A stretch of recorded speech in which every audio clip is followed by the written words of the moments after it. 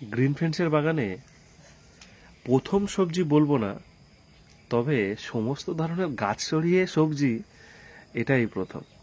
হ্যাঁ, আশেপাশে যত গাছ ছিল সবকে সরিয়ে দিয়েছি। আর এবং এই জোনটা তৈরি করছি সবজির জন্য, যদিও জায়গাটার সাইজ অত্যন্ত ছোট, 80 স্কোয়ার ফিট হবে।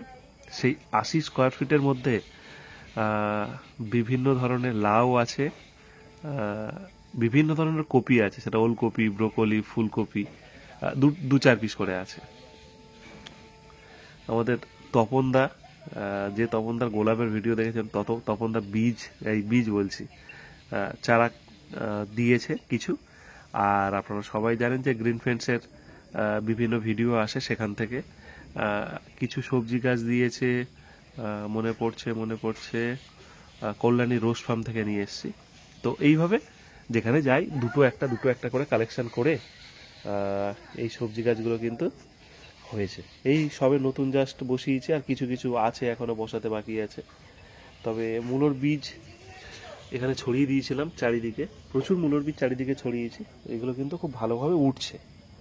আর টমেটো গাছগুলো বিভিন্ন ধরনের টমেটো আছে, এখন না হওয়া পর্যন্ত ফাইনাল রেজাল্ট বলা যাবে না বা বলা মুশকিল।